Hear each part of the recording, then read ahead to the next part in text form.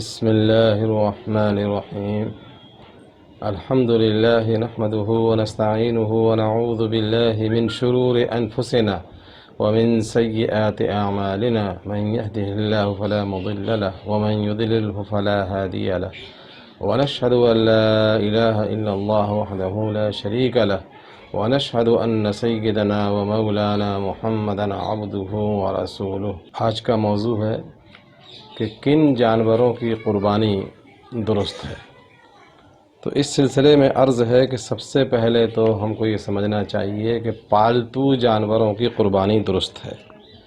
جو پالتو جانور ہوتے ہیں جیسا کہ بکرا ہے، بکری ہے، بھیڑ ہے، گائے ہے، بیل ہے، بھینس ہے، بھینسا ہے، اونٹنی ہے، ان کی قربانی درست ہوگی. لہذا جنگلی جانوروں کی قربانی درست نہیں ہے، جیسا کہ ہرن ہے، نیل گائے ہے، چیتل ہے، اور وہ تمام جنگلی جانور جن کا شکار شریعت نے جائز قرار دیا ہے، ان کی قربانی درست نہیں ہوگی.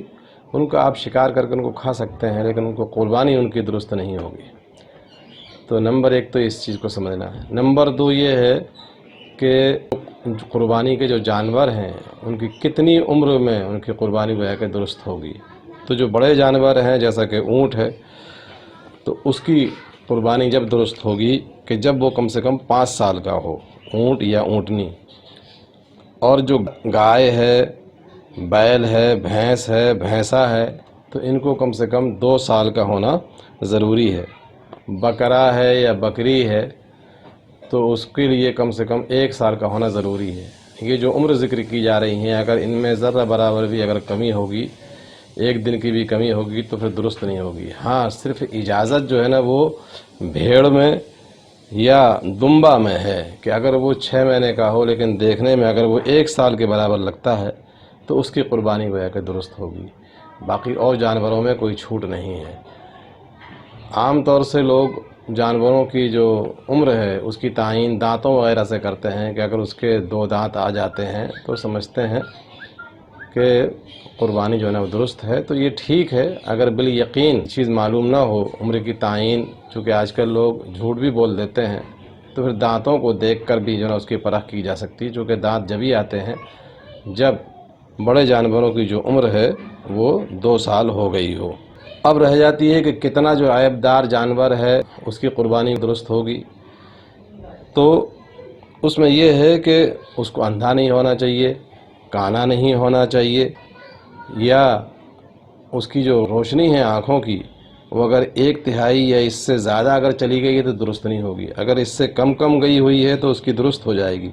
یا اس کا جو کان ہے وہ 1/3 یا اس سے زیادہ جو ہے نا وہ کٹا ہوا ہے، یا جو ہے نا اس کے بالکل ہی دانت نہیں ہیں پیدائشی طور پر بھی، یا اکثر دانت نہیں ہیں، دانت ہیں لیکن تھوڑے ہیں، تو ایسے جانور کی بھی قربانی درست نہیں ہے. یا وہ اتنا کمزور ہے کہ اس کے بدن کے اندر بالکل گودا نہیں ہے اور وہ چل کر قربان گاہ بھی وہ جا نہیں سکتا ہے، یا وہ 3 پیروں سے چلتا ہو، 4تھا پیر زمین پر رکھتا ہی نہ ہو، ہے نا، تو پھر ایسے جانور کی قربانی درست نہیں ہوگی.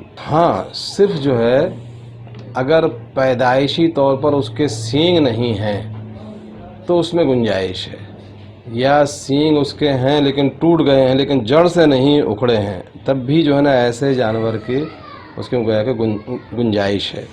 لیکن اگر وہ بالکل جو جڑ سے اکھڑ گئے ہوں، اندر کا گودا یا ہڈی اس کی بالکل دکھنے لگی، تو پھر ایسے موقع پر اس کی قربانی درست نہیں ہوگی. تو صرف یہ گویا کہ جو اجازت ہے وہ پیدائشی سینگ نہ ہوں، یہ سینگ میں اس کی اجازت دی جا رہی ہے. لیکن اگر اس کے پیدائشی طور پر جو ہے نا اس کے کان ہی نہ ہوں، یا پیدائشی طور پر جو ہے اس کی دانت نہ ہوں، پیدائشی طور پر اس کے کان نہ ہوں، یا پیدائشی طور پر اس کے دانت نہ ہوں، تو پھر اس کو عیبدار مانا جائے گا اور اس کی قربانی درست نہیں ہوگی. ہاں پیدائشی اگر سینگ نہیں ہے تو پھر ایسے جانور کی قربانی گویا کہ درست ہو جائے گی. اور وہ اگر سینگ ٹوٹ بھی گئے ہوں اوپر کے حصے سے تب بھی اس کی قربانی درست ہو جائے گی. ہاں جڑ سے نہ اکھڑے ہوئے ہوں. اگر جڑ سے اکھڑ گئے تو پھر ایسے موقع پر ان کی قربانی درست نہیں ہوگی کہ اس کا بالکل گودا اور ہڈی اس کی نظر آنے لگے. واللہ اعلم بالصواب.